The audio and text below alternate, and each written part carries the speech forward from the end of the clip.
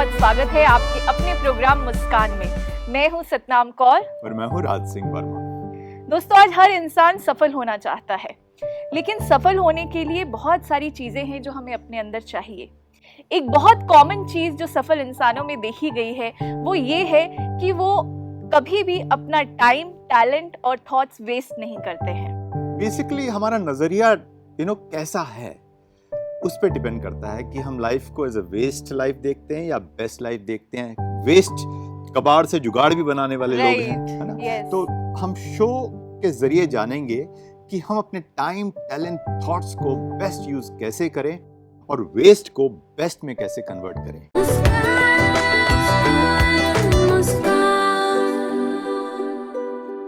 जानने के लिए आज हमारे पास है खूबसूरत guests. Let's introduce them first. मेरे बाईं ओर है Amrita Dutta ji. She is a fabulous singer. Welcome ma'am.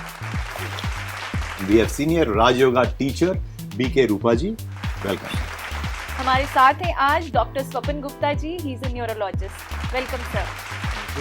इसी के साथ हमारी आज की चौथी गेस्ट है भारती सक्सेना जी।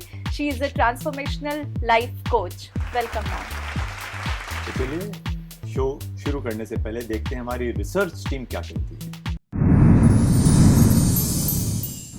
हर कोई जीवन में द बेस्ट चाहता है। उपलब्ध रिसोर्सेस या कभी कभी केवल वेस्ट का सर्वोत्तम उपयोग करने के लिए हमें 3 बातों पर विचार करने की आवश्यकता है: टाइम, टैलेंट एंड थॉट्स। सबसे पहले और सबसे महत्वपूर्ण टी है टाइम। हम सभी के पास एक दिन में 24 घंटे होते हैं। समय किसी का इंतजार नहीं करता। हम अपने आत्म विकास के लिए समय का उपयोग कैसे कर रहे हैं? क्या हम अपने परिवार और दोस्तों को समय दे रहे हैं? क्या हम समय का उपयोग अच्छे कार्यों जैसे दान या दूसरों की मदद करने में यूज कर रहे हैं? अपने समय का सदुपयोग करना या उसको वेस्ट करना हमारे हाथ में है। दूसरा टी है टैलेंट। हम में से प्रत्येक व्यक्ति के पास अद्वितीय प्रतिभाएं हैं। ये संभव है कि नेचर और नर्चर दोनों हमारे स्किल्स और एबिलिटीज को आकार देने में भूमिका निभाते हैं। हमारे जीन्स हमें किक स्टार्ट दिला सकते हैं, लेकिन अंततः ये हम पर निर्भर है कि हम अपने टैलेंट और अपने कौशल को कैसे विकसित करें। इसलिए अपने टैलेंट को पहचानें और उसका पोषण और टैलेंट का सर्वोत्तम उपयोग करें। तीसरा टी है थॉट। क्या हमारे थॉट्स नेगेटिव और वेस्ट हैं या पॉजिटिव और एम्पावरिंग हैं?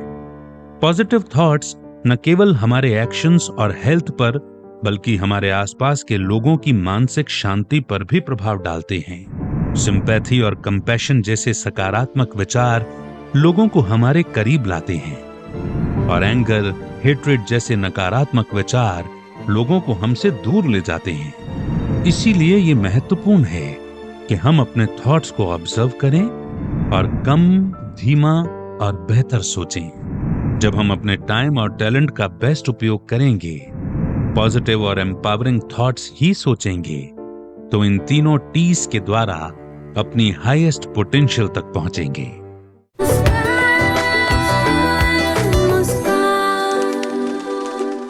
अमृता जी, आपसे शुरुआत करते हैं बिकॉज आप एक सिंगर हैं। आपने अपने टैलेंट को राइट वे में यूटिलाइज किया है और आप प्रोफेशनली भी उसे आगे लेकर गई हैं। तो सबसे पहले तो मैं आपकी मधुर आवाज सुनना चाहूंगी। कुछ ऐसा सुना दीजिए जो हमारी शुरुआत अच्छी हो जाए आज के प्रोग्राम की। तो अमृता जी, आपसे एक खूबसूरत गाना सुनने से पहले हम देखते हैं आप क्या अभी तक का जर्नी। डॉक्टर अमृता दत्ता, आपकी म्यूजिकल जर्नी 5 वर्ष की अल्प आयु में शुरू हो गई थी, जो संगीत के प्रति आपकी आंतरिक योग्यता को दर्शाता है। आपने वोकल क्लासिकल म्यूजिक में मास्टर डिग्री और वोकल म्यूजिक में एमफिल किया है। ठुमरी, कजरी, चैती, दादरा, भजन और हौरी आपकी स्पेशलाइजेशंस हैं। अमृता जी की गायन शैली अपने बनारस घराने की नींव से जुड़ी हुई है, जो अपने आध्यात्मिक दृष्टिकोण के लिए जाना जाता है, जिससे उनके संगीत को एक यूनिक और डाइवर्स अपील मिलती है। आप कई यूनिवर्सिटीज, कॉलेजेस और स्कूल्स में बच्चों को संगीत की शिक्षा प्रदान करती रही हैं। आपने Rashtrapati Bhavan, all India radio, spec मैके, north zone, cultural centre, Delhi Kathak केंद्र आदि कई सम्मानित मंचों पर परफॉर्म किया है। डॉक्टर अमृता दत्ता अपनी कला के माध्यम से समाज में एक रचनात्मक परिवर्तन लाने में तत्पर हैं। मैं नारी शक्ति को प्रणाम करते हुए, एक राग है दुर्गा और उसमें एक बंदिश माँ दुर्गा पे ही आधारित है, मैं उसको जरा गुनगुना रही हूँ। ओम आ आ आ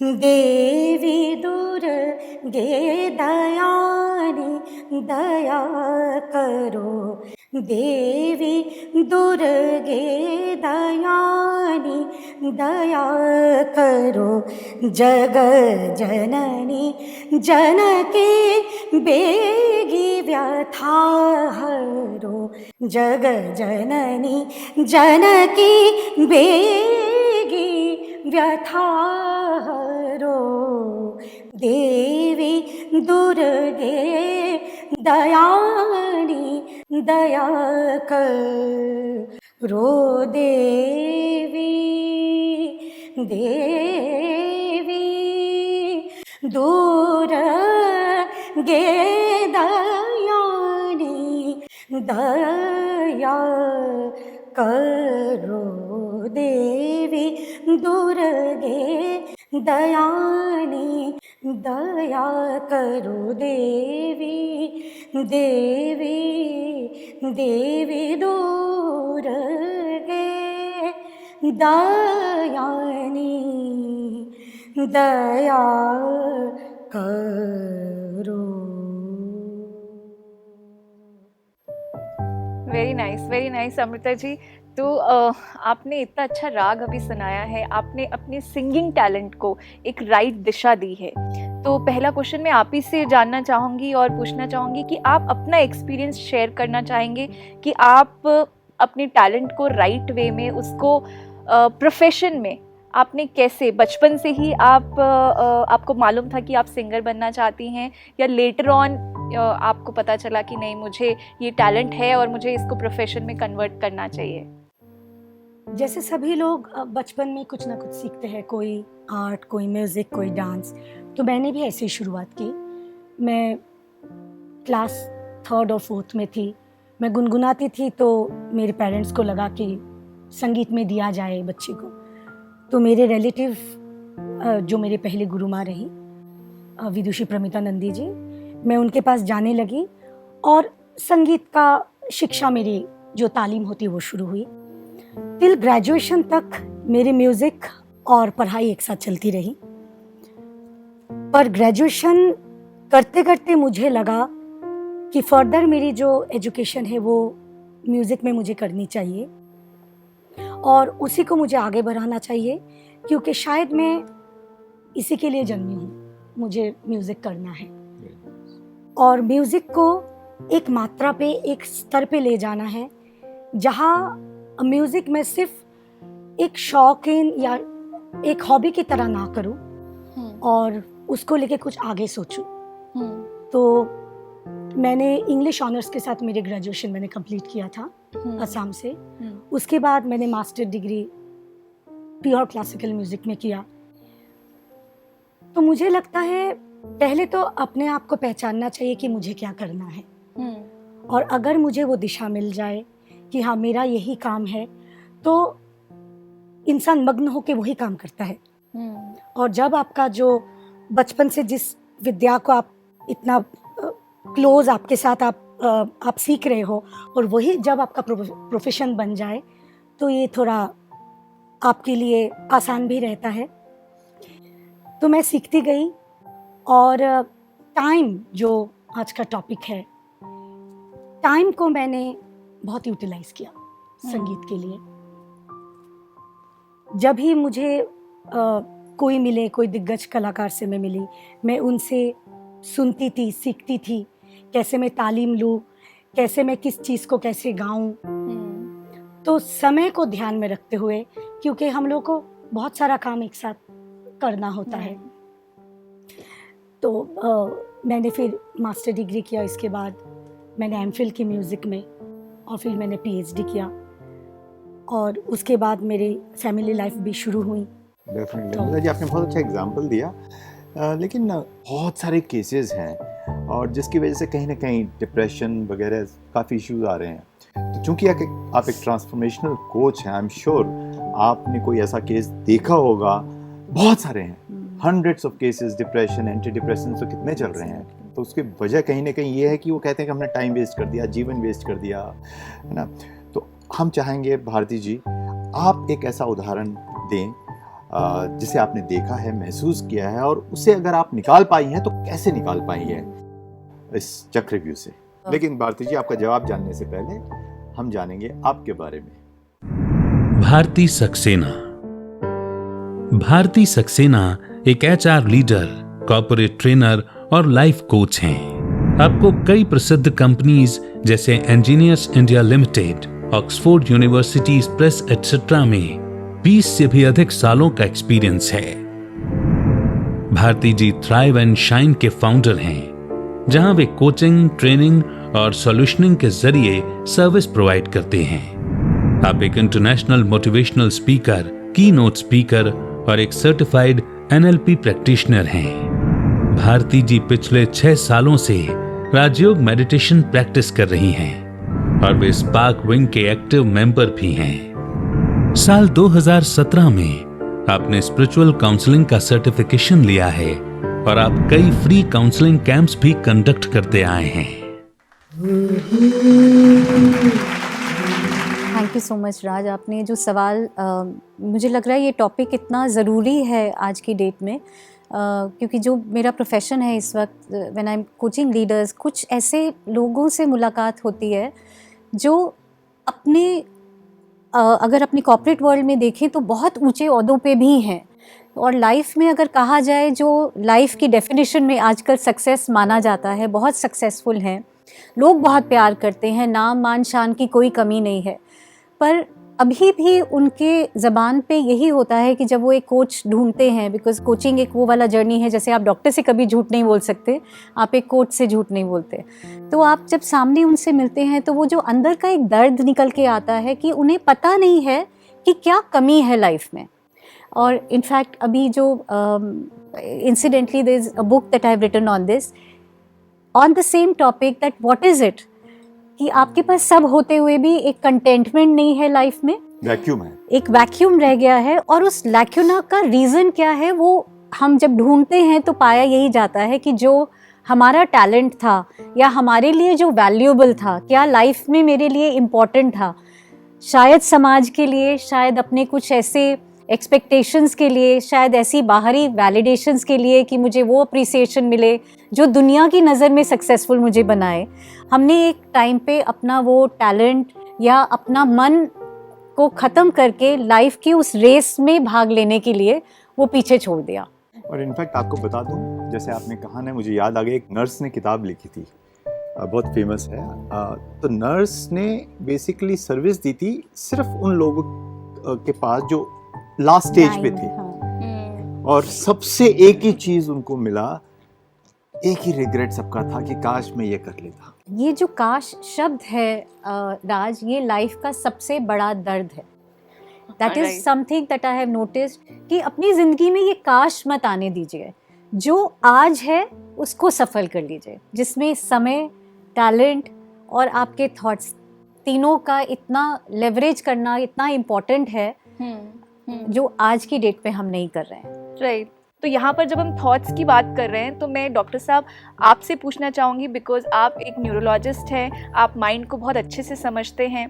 तो इन सब चीज़ों में जब ये द्वंद हमारे अंदर चल रहा होता है एक डिसीजन मेकिंग का, तब बहुत सारी थॉट्स हमारे दिमाग में आते हैं और वो डिसीजन नहीं ले पाते हैं और उस चक्कर में बहुत सारा समय हमारा वेस्ट हो जाता है और पूरी ज़िंदगी निकल जाती है वो डिसीजन लेने में।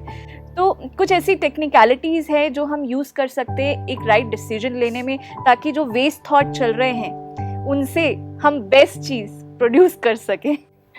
तो आपका जवाब जानने से पहले डॉक्टर साहब जानते हैं आपके बारे में थोड़ी सी बातें। डॉक्टर स्वपन गुप्ता, आपने मौलाना आज़ाद मेडिकल कॉलेज दिल्ली से MBBS और MD किया है और GB पंत इंस्टीट्यूट नई दिल्ली से न्यूरोसाइंस में DM ट्रेनिंग और वेनिस इटली से एडवांस एपिलेप्सी ट्रेनिंग की है। डॉक्टर स्वपन वर्तमान में GB पंत इंस्टीट्यूट नई दिल्ली में न्यूरोलॉजी के एसोसिएट प्रोफेसर के रूप में कार्यरत हैं। हमारे थॉट्स, फीलिंग्स, एक्शन के पीछे के विज्ञान, साथ ही साथ relation between modern neuroscience, spiritual knowledge और राजयोग लाइफस्टाइल की प्रैक्टिस पर आपका गहरा अध्ययन है। डॉक्टर स्वपन आध्यात्मिकता के पीछे के विज्ञान और ब्रह्मचर्य के कॉन्सेप्ट पर नेशनल और इंटरनेशनल मंच पर एक उत्साही वक्ता हैं।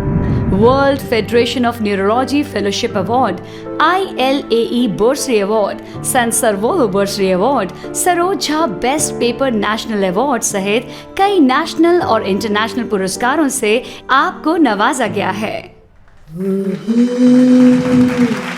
देखिए, आपका सवाल जो हमें समझ में आता है कि डिसीज़न मेकिंग कैसे करें, और ये बहुत रेलेवेंट सवाल है, क्योंकि आज के समय में अगर 10 लोग बैठे हैं तो 10 लोगों की थॉट्स अलग अलग मिलेंगी और वो अलग अलग विचार मिलेंगे। आप टीवी में देखिए, रेडियो में देखिए, कितने ही आपस में डिस्कशंस होते हैं, डिबेट्स होती हैं और कितने तरह की थॉट्स होती हैं, हम उसमें कंफ्यूज हो जाते हैं। तो उसका क्या प्रोसेस है डॉक्टर साहब? जी, तो डिसीज़न हमारा जो फ्रंट ब्रेन है, प्री फ्रंटल कॉर्टेक्स जो आगे होता है, जिसको ब्रेन ऑफ द ब्रेन्स कहते हैं, इंटेलिजेंट माइंड कहते हैं, वो डिसीज़न लेता है। अब वो डिसीज़न किस बेसिस पे लेता है?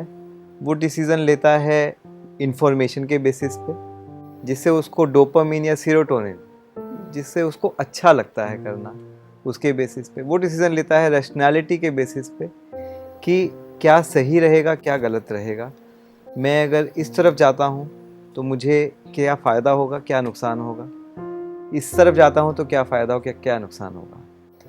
तो ये डिसीज़न के हमारे पैरामीटर्स होते हैं। आज के समय में डिसीज़न मेकिंग मुश्किल क्यों हो गया है?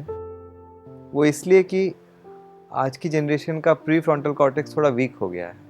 प्री फ्रंटल कॉर्टेक्स की डेवलपमेंट होती कैसे है, कैसे बनता है, जो हमारे इंटेलिजेंस का पार्ट है वो कैसे बनता है? वो बनता है जब हम एक बच्चे को, हमने देखा था कि प्री फ्रंटल कॉर्टेक्स जो लॉजिकल माइंड है उसकी डेवलपमेंट कैसे होती है। जो इमोशनल ब्रेन है, emotional brain pre frontal cortex मतलब इंटेलिजेंट ब्रेन को पॉजिटिव फीडबैक देता है। मतलब अगर emotional brain, emotional mind healthy है तो चांसेस हैं कि आपका प्री फ्रंटल कॉर्टेक्स माना इंटेलिजेंट माइंड भी हेल्दी है। हेल्दी से आपका क्या मतलब है? हेल्दी मतलब उसकी फंक्शनिंग अच्छी है, मतलब बैलेंस्ड है, वो अच्छे से डिसीजन ले पाएगा, ओके, वो डिसीजन मेकिंग कर पाएगा, वो जजमेंट कर पाएगा कि क्या सही है क्या गलत है। लेकिन आज के समय में क्या हो रहा है कि इमोशनल माइंड जो है वो नेगेटिव हो गया है, क्योंकि नेगेटिव इमोशन ज़्यादा हम देखते हैं।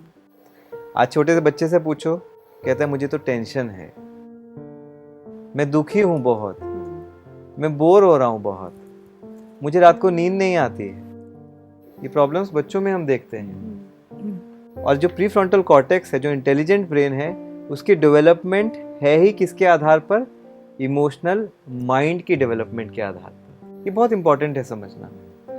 अगर बचपन से ही उसका इमोशनल माइंड अच्छे से डेवलप नहीं होता है, मतलब वो पॉजिटिव नहीं है, तो इंटेलिजेंट ब्रेन भी डेवलप नहीं हो पाता है। वो डिसीजन मेकिंग एबिलिटी, सही निर्णय लेने की शक्ति, क्षमता कम हो जाती है। और यही कारण है जिसको हम ब्रेन फॉग भी कहते हैं। ये सबका एक्सपीरियंस है। जब हम उदास होते हैं, स्ट्रेस में, टेंशन में होते हैं, परेशानी में होते हैं, मन उदास होता है, तो क्या कहते हैं, मुझे कुछ नहीं समझ में आ रहा है। मैं ज़्यादातर ऐसे ही बोलती हूँ। मुझे कुछ समझ नहीं आ रहा है। दूसरी तरफ आप देखो, जब हम खुश होते हैं, हमारा मन क्लियर होता है, हमारे अंदर एक क्या बोलेंगे कि एक सेटिस्फैक्शन होता है, तो उस समय में हम मुश्किल से मुश्किल प्रॉब्लम भी कहते हैं ये तो बहुत बाएं हाथ का खेल है, हो जाएगा। ये एक सिंपल साइंस है लेकिन बहुत इंपॉर्टेंट साइंस है। तो इमोशनल माइंड जो हमारे इमोशंस कंट्रोल करता है, अगर उसको हम पॉजिटिव कर दें तो हमारा डिसीजन मेकिंग भी इजी हो जाएगा। अब डिसीजन डेफिनेटली आप देखिए सिचुएशन के हिसाब से, माना परिस्थिति के हिसाब से अलग अलग होगा, व्यक्तियों के हिसाब से अलग अलग होगा। हमारा मकसद उनको डिसीजन देना नहीं है, ना हमें कभी देना चाहिए। आप लाइफ कोच हैं, आप भी, कोई आपसे अगर पूछेगा कि डिसीजन मेरे को कौन सा कोर्स करना चाहिए, तो आप उनको ऑप्शंस देते हैं, आप ये चूज़ कर सकते हो, ये ऑप्शंस हैं, लेकिन डिसीजन आप उसी के ऊपर छोड़ते हो। कभी डिसीजन देना भी नहीं चाहिए, उसका कारण है अपने आप को अपने से बेहतर कोई नहीं जान सकता, लेकिन अपने आप को जानने के लिए हमारे इमोशनल माइंड को स्ट्रांग होना पड़ेगा, तब ही जो अपने आप को जानने वाला लॉजिकल माइंड है वो काम कर सकेगा। तो जो डिसीजन मेकिंग एबिलिटी है, जो निर्णय लेने का हमारा फ्रंट ब्रेन की पावर है, उसको बढ़ाने के लिए अगर हम अपने इमोशनल माइंड को अच्छा रखें, हेल्दी रखें, पॉजिटिव रखें, तो डिसीजन मेकिंग कहीं ज़्यादा इजी हो जाएगा। बिल्कुल सही कहा डॉक्टर साहब आपने। यहीं पर हम आएंगे हमारी सीनियर राजयोगा ट्रेनर रूपा दीदी के पास। रूपा दीदी, मैं समझ रहा हूँ कि इमोशनल के साथ हो रहा है, हमारा इन्फॉर्मेशन जो हम ले रहे हैं सारा निगेटिव ले रहे हैं, न्यूज़ भी निगेटिव ही दिखा रहा है, जीवन में सारी चीज़ें हम निगेटिव देख रहे हैं, तो कहीं ना कहीं वो पावर हमारा कम हो गया है। उसकी वजह से डिसीजन मेकिंग, फ्रंटल कॉर्टेक्स की बात कर रहे हैं, वो अच्छी तरह से अपने फुल फंक्शनिंग नहीं कर पा रहा है। तो हम इमोशनल सपोर्ट, इमोशनल उसको पावर कैसे दें थ्रू स्पिरिचुअलिटी, हम जानना चाहेंगे आपसे। आप जवाब दें उससे पहले let's hear little more about BK Rupa दीदी।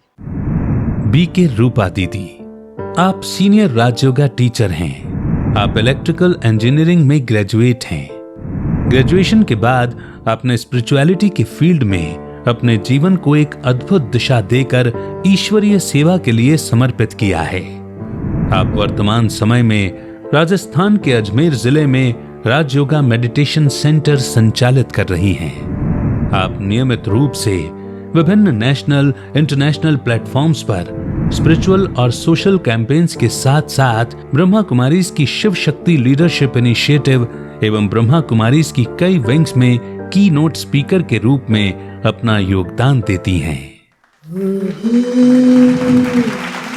वैसे बहुत सटीक एग्जाम्पल इस पर ध्यान आ रहा है। वैसे देखने में आता है कि अधिकतर हम बाहर जो देख रहे हैं उससे उन चीज़ों को ग्रास्प करते हैं और वैसी ही हमारी अंदर की मेंटालिटी बनने लगती है। तो ये बहुत पुरानी बात है, अंग्रेज़ों के ज़माने की बात है। उस समय जो रथवान होते थे उनकी ड्रेस बहुत यूनिक होती थी, अट्रैक्टिव होती थी। तो कुछ बच्चे गली में खेल रहे थे और अचानक से आपस में उनकी चर्चा शुरू हुई कि बड़ा होकर तुम क्या बनोगे, तुम क्या बनोगे। तो कोई कुछ विशेष बात बता रहा है, कोई डॉक्टर कह रहा है, कोई टीचर कह रहा है। एक बच्चा खड़ा था, उसको पूछा तुम क्या बनोगे, तो उसने कहा मैं तो रथवान बनूंगा, क्योंकि उसको उसकी ड्रेस अट्रैक्ट कर रही है। उस रथवान को वो रोज देखता है, वहां से जाती है गाड़ी। तो उस बच्चे की बात को सुनकर के सभी हंसने लगे और वहीं उसकी माँ भी खड़ी थी। तो उस माँ ने कहा अच्छा तुम रथवान बनेगा, बहुत अच्छा लगा मुझे, आजा मैं तुझे बताती हूँ तुझे कैसा रथवान बनना है। माँ ने बच्चे का हाथ पकड़ा और बच्चे को घर में लेकर के आई। सारे बच्चे भी हंसने लगे कि बच्चा तो ऐसे कह ही रहा है, माँ भी उसको सपोर्ट कर रही है, ये देखो रथवान बनेगा। और जैसे ही बच्चा उस घर में आता है, माँ उसको एक चित्र के सामने खड़ा करती है और वो चित्र है श्री कृष्ण जी अर्जुन के रथवान बने हैं और अर्जुन को ज्ञान दे रहे हैं। माँ ने कहा तुझे रथवान बनना है? कहा हाँ माँ मैं तो रथवान बनूंगा। कहा तुझे ऐसा रथवान बनना है। तो ये हमारी पॉजिटिविटी है, ये हमारा नजरिया है कि कौन सी चीज को हम कैसे ग्रास्प कर रहे हैं। अगर वहां माँ भी उस बच्चे को डांट डपट के चुप करा देती तो शायद वो बच्चा कुछ अच्छा सोच नहीं पाता। तो ये हमारा डिसीजन है कि कौन सी सिचुएशन को हम कैसे ले रहे हैं, ये हमें सोचना है। बहुत सुंदर लाइनें हैं। खिड़की के सलाखों से झांक कर देखा, जमीन पर कीचड़, आसमान में चांद निकला था। देखने वाले ने कीचड़ में भी कमल को देखा और चांद में भी दाग को देखा। तो ये हमारे नजरिए पे डिपेंड करता है कि हम सामने वाले को गाइड कर रहे हैं। आज मातृशक्ति में सबसे बड़ी प्रॉब्लम यही है कि जिस प्रकार कॉम्पिटिशन्स बढ़ गए हैं तो हर माँ अपने बच्चे को आगे और ऊंचा देखना चाहती है। ये बहुत अच्छी बात है, लेकिन उस बच्चे के साथ सबसे नजदीक से इमोशनली अगर कोई जुड़ा हुआ है तो वो माँ है। वो माँ के साथ हर चीज को शेयर करता है और माँ अगर उसकी फीलिंग्स को समझकर उसको सही गाइड करती है तो निश्चित रूप से वो अपना सक्सेस अपनी लाइफ में अचीव कर सकता है, बहुत इजीली अचीव कर सकता है। उसके लिए डिसीजन लेना बहुत इजी हो सकता है। और इसमें जहाँ पॉजिटिविटी की बात हो रही है तो हम समझ सकते हैं कि पॉजिटिविटी के लिए स्पिरिचुअलिटी सबसे मेन फाउंडेशन है। आज लोग स्पिरिचुअल होना माना बाबा बनने वाली बात करते हैं, पर स्पिरिचुअलिटी हमें एक स्टेबिलिटी देती है। स्पिरिचुअलिटी हमारे माइंड को वो एक प्रकार से वो मिरर देती है जिसमें हम सेल्फ एनालिसिस कर सकते हैं, खुद को समझ सकते हैं। और जो बहुत अच्छी बात चर्चा में आई कि हर एक में जो यूनिकनेस है उसको समझना है। और शायद इसीलिए स्पिरिचुअलिटी सबसे पहला लेसन ये देती है कि मैं ये बॉडी नहीं हूँ, पर मैं एक सोल हूँ, एक स्पिरिट हूँ, एक एनर्जी हूँ। और अगर हम सोल को डिफाइन करें तो उसमें भी हम यही बताते हैं कि सोल माना सोर्स ऑफ यूनिक लाइट। अगर उस यूनिक लाइट को हम फील करते हैं तो निश्चित रूप से हमारे अंदर के यूनिकनेस को बाहर लेकर आना, उसको इमर्ज करना बहुत सहज हो जाता है। तो इसीलिए उस स्पिरिचुअलिटी को बेस बनाना, और वैसे अभी मेंटालिटी चेंज हो रही है, यंगस्टर्स भी स्पिरिचुअलिटी की तरफ जा रहे हैं। बहुत अच्छे से मेडिटेशन को माध्यम बनाकर, चाहे हमारे प्लेयर्स हैं, चाहे सिंगर्स हैं, सभी इस चीज को फॉलो कर रहे हैं। तो ये मेडिटेशन हमें किस प्रकार से सबसे पहले इंटरनल हीलिंग देता है वो समझना बहुत जरूरी है। और उसमें भी स्पेशली अगर हम समझे कि जब मैंने खुद को समझ लिया तो खुद की जो क्वालिटीज है, जो विशेषताएं हैं, उसको जागृत करना भी मेरे लिए बहुत आसान हो जाता है। और मेडिटेशन के थ्रू जो हमारा थॉट प्रोसेस है वो भी थोड़ा रिफाइंड होता है। बिल्कुल बिल्कुल। तो क्योंकि मेडिटेशन माना हमारे थॉट्स का फिल्ट्रेशन है। मेडिटेशन माना कोई विचार शून्य हो जाना नहीं है। मेडिटेशन माना कोई हमें एकदम से जीवन में ट्रांसफॉर्मेशन आ जाएगा, ऐसा नहीं है। लेकिन जो थॉट्स हमारे पास है, जैसे कि बताया कि नॉलेज होना और इंफॉर्मेशन होना, दोनों बातों में फर्क हो जाता है। बहुत सरल लाइन है हिंदी में कि आज हम सभी शिक्षित हैं पर दीक्षित नहीं है। तो शिक्षा के साथ साथ नॉलेज होना और इंफॉर्मेशन होना, उस इंफॉर्मेशन को नॉलेज का रूप देना, वो हमें मेडिटेशन सिखाता है। व्यर्थ जिसकी हम बात कर रहे हैं, वेस्ट थॉट्स की हम बात कर रहे हैं, तो वो वेस्ट थॉट्स तभी अंदर एंटर कर रहे हैं जब हम कुछ ऐसा व्यर्थ देखते हैं, रील्स, हाँ, व्यर्थ की बातें बोलते हैं, व्यर्थ सुनते हैं, है ना। हमारे माइंड के लिए वैसे भी कहा जाता है कि माइंड में जो इंफॉर्मेशन जा रही है वो सबसे ज्यादा हमारे आंखों के थ्रू जाती है, जो कुछ हम सारा दिन में देखते हैं। साइंस के स्टडीज से, रिसर्च से पता चला है ये जो 15 सेकंड की रील्स हैं उसने आपकी ब्रेन फंक्शनिंग को स्लो करा हुआ है। तो ये जो डिसीजन मेकिंग में प्रॉब्लम आ जा रही है, क्यों हम चॉइस नहीं कर पा रहे हैं। और ये भी एक बहुत बड़ा रीजन है, एक तो टाइम भी वेस्ट हो रहा है और थॉट भी वेस्ट हो रहा है। तो ये दोनों चीजों का वेस्ट है। One is your mental calibre is reducing. आप डिसीजन नहीं ले पा रहे क्योंकि डिसीजन मेकिंग पावर रिड्यूस हो रही है। बच्चों के पेरेंट्स आजकल कह रहे हैं कि ये आपके पास this is digital addiction that is being called. 15 second का जो डील चेंज हो जाता है, इसका मतलब आपने अपने ब्रेन को फीड करा है वैरायटी।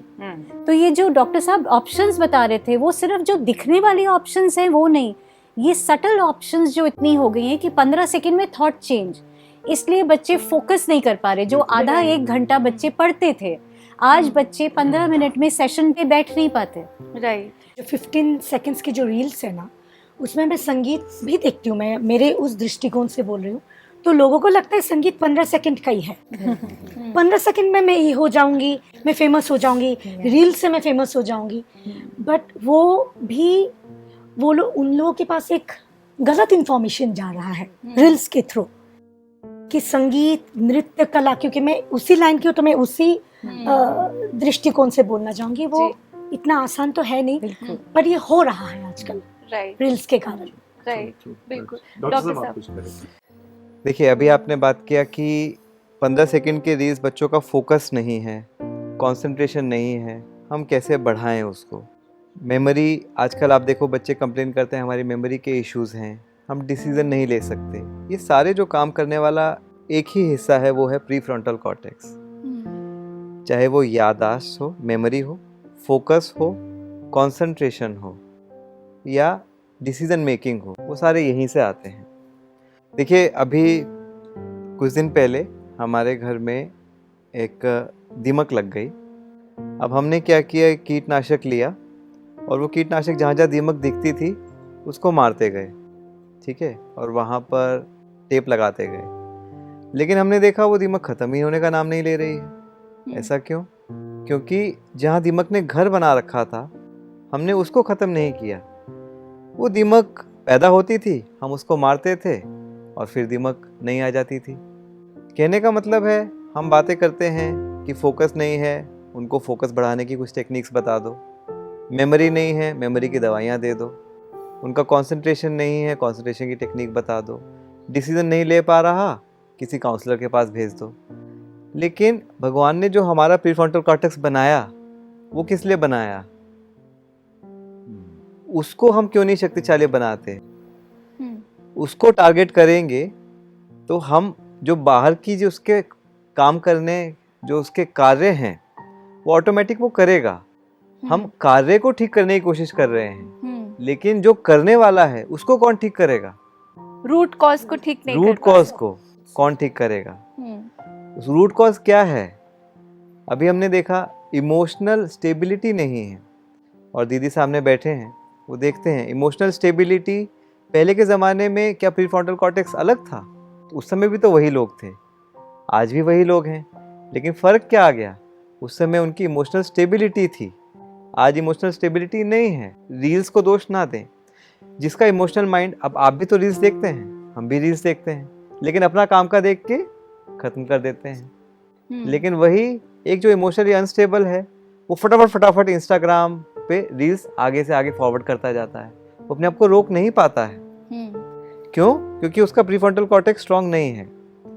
क्यों नहीं है? क्योंकि इमोशनल ब्रेन उसका वीक था, उसने प्रीफ्रंटल कॉर्टेक्स को डेवलप होने ही नहीं दिया। तो इसीलिए इमोशनल ब्रेन को स्ट्रांग करना बहुत ज़रूरी है। अब इमोशनल ब्रेन को कैसे स्ट्रांग करेंगे? उसका खाना है सेरोटोनिन और डोपामीन, हमने पहले भी देखा। और सेरोटोनिन बढ़ता है मेडिटेशन से, डोपामीन बढ़ता है हमारे पैशन को फॉलो करने से। तो जो हमारा पैशन है, जो हमारा अपने अंदर का मोटिवेशन है, जो हम चाहते हैं, उसको अगर हम परस्यू करते हैं और साथ में अच्छे लाइफस्टाइल के साथ साथ रोज़ मेडिटेशन करते हैं, तो इमोशनल स्टेबिलिटी रहती है। और अब देखो, ऐसे लोग, उनकी डिसीजन मेकिंग भी अच्छी होती है, फोकस भी अच्छी होती है, कंसंट्रेशन भी अच्छी होती है। हमारे सामने ब्रह्मा कुमारी सिस्टर बैठी हैं, उनका focus, concentration, decision making, memory सब क्यों अच्छा है? क्योंकि वो दूसरे ग्रह से नहीं आई हैं, उनके अंदर एक इमोशनल स्टेबिलिटी है, और वो स्टेबिलिटी उन्होंने मेडिटेशन के द्वारा प्राप्त की।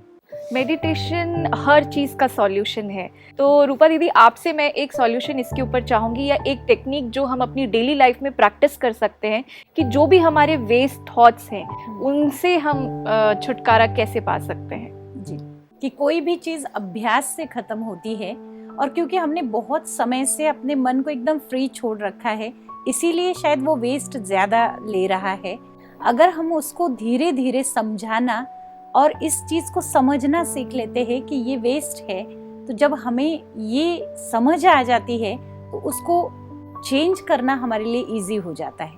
और ये बहुत जल्दी नहीं होगा क्योंकि बहुत समय से हमने माइंड को फ्री छोड़ रखा है, तो निश्चित रूप से उसके लिए हमें थोड़ा समय देना होगा। जहाँ टाइम को यूटिलाइज करने की बात आ रही है, तो ये बेस्ट यूटिलाइजेशन है टाइम का कि हम सेल्फ एनालाइज करें, अपने थॉट्स को जाने समझे और उसके आधार से उनको चेंज करें। अगर मेरा थॉट बार बार मुझे ये याद दिला रहा है कि मैं बहुत गुस्सा करती हूँ, तो वहाँ अपने स्टेटमेंट को मुझे चेंज करना है। मुझे आज सारा दिन शांत रहना है। तो शांत रहना है, ये एक प्रकार से हम फुल पॉइंट लगा रहे हैं। और मैं गुस्सा करती हूँ, ये कॉमा हो जाता है। फिर क्यों करती हूँ, वो ऐसे करते, फिर हम ब्लेम करना शुरू कर देते हैं और वो वेस्ट थॉट्स का मटेरियल और बढ़ जाता है। तो ज़्यादा बेस्ट है कि हम हर बात को फुल पॉइंट लगाना चाहते हैं तो हम उन वेस्ट को बेस्ट में कन्वर्ट कर दें। अगर मैं गुस्सा करती हूँ, ये सोच रही हूँ, तो उसकी जगह मैं सोचूं अभी मुझे शांत रहना है। आज मैं बहुत दुखी हूँ, ये मेरे थॉट्स में है, तो मुझे अपने आप के उस थॉट को चेंज करना है कि आज मुझे बहुत खुश रहना है। और इस प्रकार से जब हम पॉजिटिव स्टेटमेंट माइंड को देते हैं तो धीरे धीरे, इसमें ऑब्वियस है कि आपको थोड़ा सा टाइम देना पड़ेगा, तुरंत नहीं होगा, पर ये संभव है और ये हमें ज़रूर शुरू करना है। उसके लिए हम शुरुआत चंद सेकंड्स से करें, फिर धीरे धीरे हम अपने टाइम लिमिट को बढ़ाएं।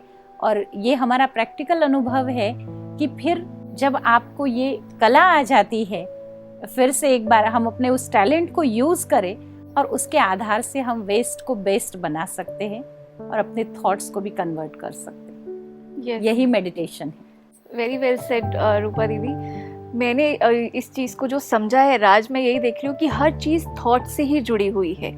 जब हम अपने थॉट वेस्ट करते हैं तो हमारा समय भी वेस्ट होता है, और समय वेस्ट होता है तो हमारे पास जो टैलेंट है वो भी वेस्ट होता है, और हमारी ज़िंदगी पूरी वेस्ट हो जाती है उस चक्कर में। तो सबसे पहले तो ये एनालाइज करें कि हमारी लाइफ में कहाँ कहाँ हमारे थॉट्स जो है वो वेस्ट हो रहे हैं और कहाँ हम समय वेस्ट कर रहे हैं, और इसको बेस्ट कहाँ पर यूटिलाइज करना है, इसकी एक डेली प्रैक्टिस बनाएं। और जो मुझे लगता है कि इसमें हेल्पफुल रहेगा वो रहेगा कि अपनी मॉर्निंग अच्छी कर लीजिए, क्योंकि कुछ चीज़ें अगर हम अपनी मॉर्निंग रिचुअल्स में डाल देते हैं रेगुलर प्रैक्टिस में, तो हमारा पूरा दिन जो है वो शेड्यूल जो है वो एकदम वेल ऑर्गेनाइज्ड हो जाता है। हमारा तो यही सजेशन है कि आप डेफिनेटली इस चीज़ को कंसीडर करें और स्पिरिचुअलिटी का सहारा लें। और अगर स्पिरिचुअलिटी का सहारा लेकर थॉट एक बार सॉर्टेड हो गए तो लाइफ एकदम सॉर्ट हो जाती है, हर चीज़ अलाइंड हो जाती है। तब तक मुस्कुराते रहिए, फिर मिलेंगे अगली कड़ी में एक नए एपिसोड के साथ। तब तक नमस्कार।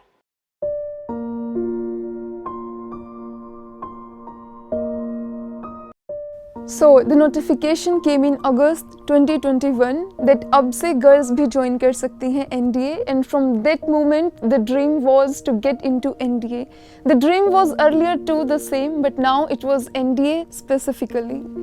जब इतनी छोटी उम्र में you are selected for being an officer, तो लोग सुनकर सोचते हैं जैसे स्टार्टिंग से ही पता होगा कि अब तो ऑफिसर ही बनना है, और स्टार्टिंग से लाइक सेकेंड थर्ड क्लास से पता भी होना चाहिए।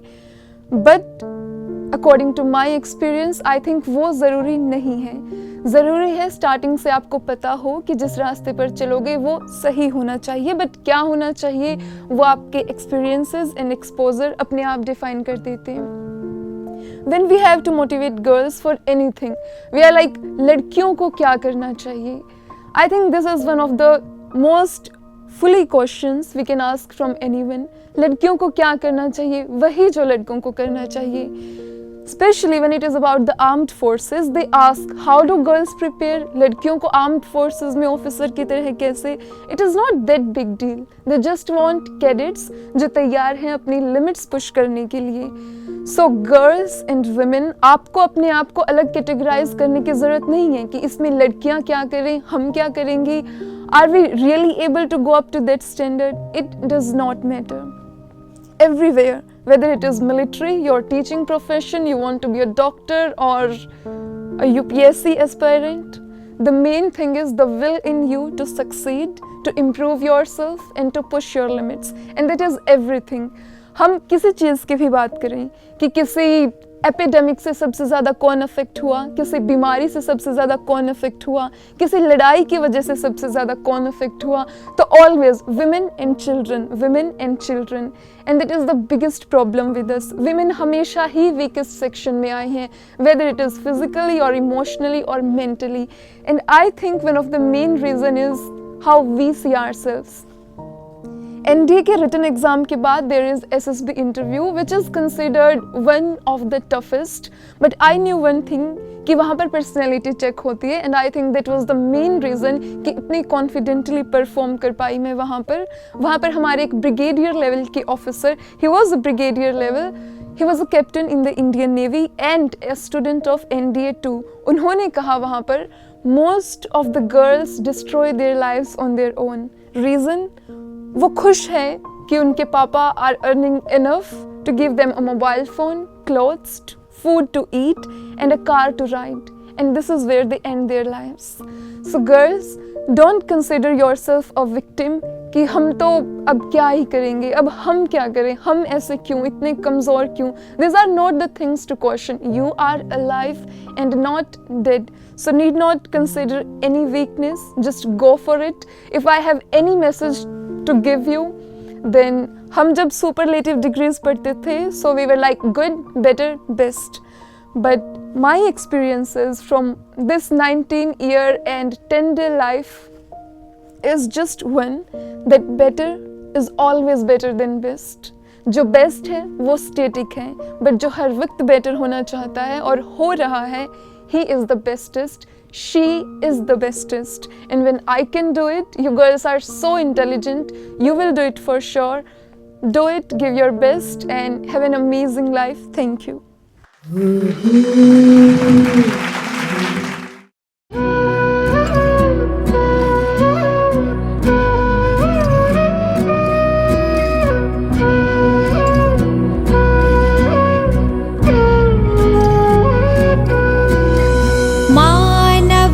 खजानों में एक है समय को सफल जरूर करना हमें। मानव की खजानों में एक है समय को सफल जरूर करना हमें। खुद के कल्याण में, जन जन उद्धार में, प्यार के व्यवहार में, खुशी के संसार में। मानव की खजानों में एक है समय को सफल जरूर करना हमें। मानव की खजानों में एक है समय।